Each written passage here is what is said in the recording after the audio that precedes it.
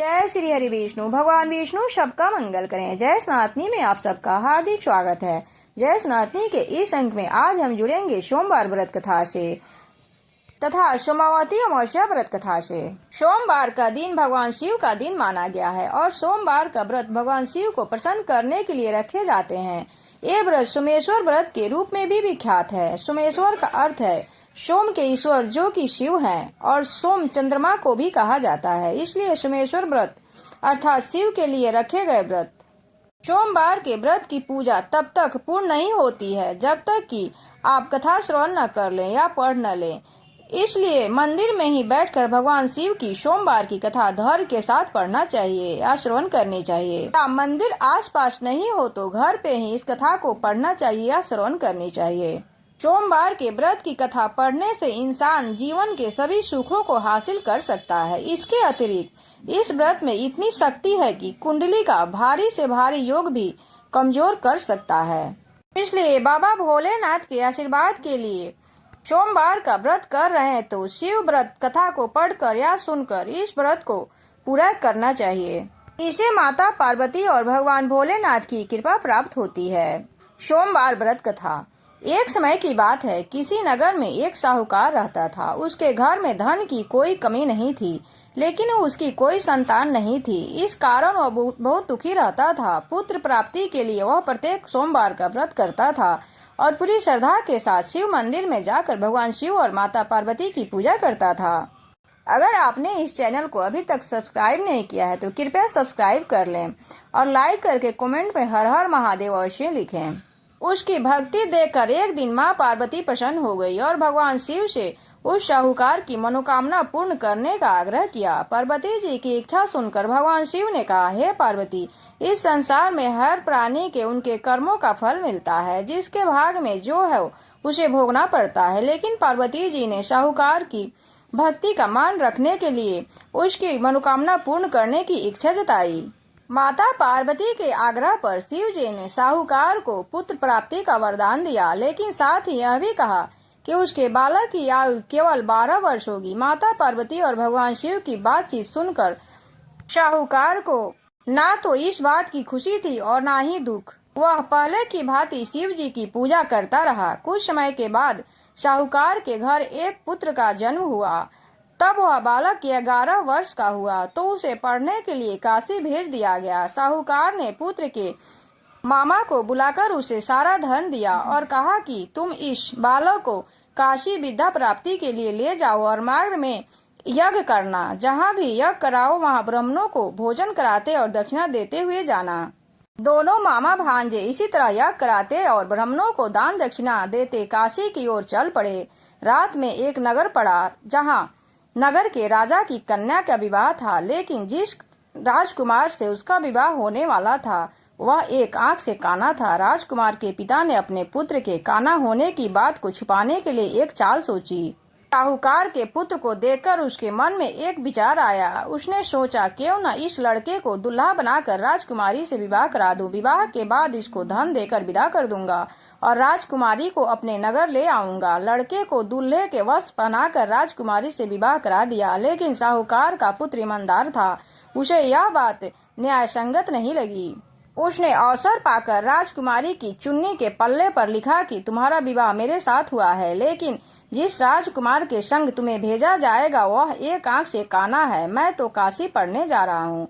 जब राजकुमारी ने चुन्नी पर लिखी बातें पढ़ी तो उसने अपने पिता माता को यह बात बताई। राजा ने अपनी पुत्री को विदा नहीं किया। उसने बारात वापस चली गई। दूसरी ओर साहूकार का लड़का और मामा काशी पहुँचे और वहां जाकर उन्होंने यज्ञ किया। जिस दिन लड़के की आयु 12 साल की हुई उसी दिन यज्ञ रखा गया। लड़के ने अपने मामा से कहा, मेरी तबीयत ठीक नहीं है।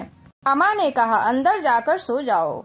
शिव जी के वरदान के अनुसार कुछ ही देर में उस बालक के प्राण निकल गए और मृत भांजे को देखकर उसके मामा ने विलाप शुरू किया। संयोगवश उसी समय शिव जी और माता पार्वती उधर से जा रहे थे। पार्वती ने भगवान से कहा, स्वामी, मुझे इसके रोने के स्वर सहन नहीं हो रहे हैं। आप इस व्यक्ति के कष्ट को अवश्य दूर करें। जब शिवजी मृत बालक के समीप गए तो वह बोले कि यह उसी साहूकार का पुत्र है जिसे मैंने 12 वर्ष की आयु का वरदान दिया था।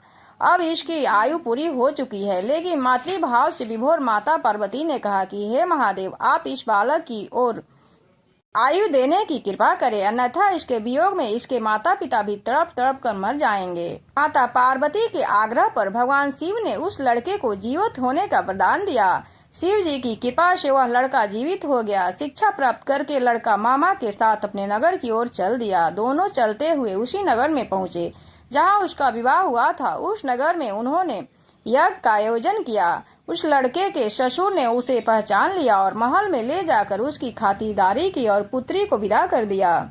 इधर साहूकार और उसकी पत्नी भूखे प्यासे रहकर बेटे की प्रतीक्षा कर रहे थे। उन्होंने प्रण कर रखा था कि यदि उन्हें अपने बेटे की मृत्यु का समाचार मिला तो वह भी प्राण त्याग देंगे, परंतु अपने बेटे के जीवित होने का समाचार पाकर वह बेहद प्रसन्न हुए। उसी रात भगवान शिव ने व्यापारी के स्वप्न में आकर कहा, हे श्रेष्ठ, मैंने तेरे सोमवार के व्रत करने और व्रत कथा सुनने से प्रसन्न होकर तेरे पुत्र को लंबी आयु प्रदान की है। इसी प्रकार जो कोई सोमवार का व्रत करता है या कथा सुनता है या पढ़ता है, उसके सभी दुख दूर होते हैं और समस्त मनोकामनाएं पूर्ण होती हैं। अब सोमावती अमावस्या की कथा जानते हैं। सनातन धर्म में सोमावती अमावस्या का विशेष महत्व होता है। सोमवार के दिन आने वाली अमावस्या को सोमावती अमावस्या कहा जाता है। सोमवार के देवता भगवान शिव और चंद्रदेव हैं। सोमावती अमावस्या के दिन भगवान शिव की आराधना की जाती है। शास्त्र के अनुसार जो व्यक्ति सोमावती अमावस्या की व्रत रखता है उसकी सभी मनोकामनाएं पूर्ण होती है, साथ ही अखंड सौभाग्य की प्राप्ति होती है। साथ ही इस दिन सोमावती अमावस्या की कथा का पाठ जरूर करना चाहिए या श्रवण करना चाहिए।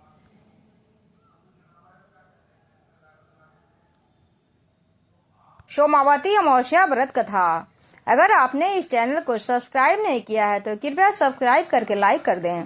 सोमावती अमावस्या व्रत कथा के अनुसार एक गरीब ब्राह्मण परिवार था। उस परिवार में पति पत्नी एवं उसकी एक पुत्री थी। उसकी पुत्री समय के गुजरने के साथ साथ धीरे धीरे बड़ी होने लगी। उस पुत्री में बढ़ती उम्र के साथ साथ सभी स्त्रियों के गुण का विकास हो रहा था। वह कन्या सुंदर, संस्कारवान एवं गुणवान थी, परंतु गरीब होने के कारण उसका विवाह नहीं हो पा रहा था। एक दिन उस ब्राह्मण के घर एक साधु महाराज पधारे।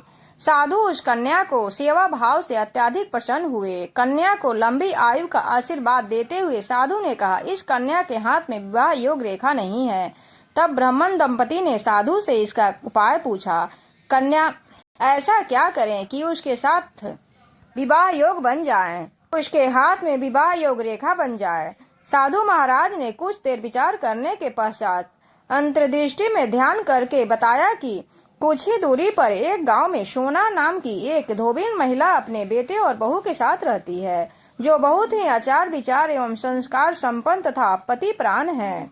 यदि यह सुकन्या उस धोबिन की सेवा करे और वह महिला इसकी शादी में अपने मांग का सिंदूर लगा दे तथा इसके बाद इस कन्या के विवाह हो जाए तो इस कन्या का वैधव्य योग मिट सकता है। साधु ने यह भी बताया कि वह महिला कहीं बाहर जाती आती नहीं है। यह बात सुनकर ब्राह्मणी ने अपनी बेटी से धोबिन की सेवा करने का प्रस्ताव रखा। अगले दिन से ही प्रातः काल ही उठकर सोना धोबिन के घर जाकर साफ सफाई और अन्य कार्य करके अपने घर वापस आ जाती।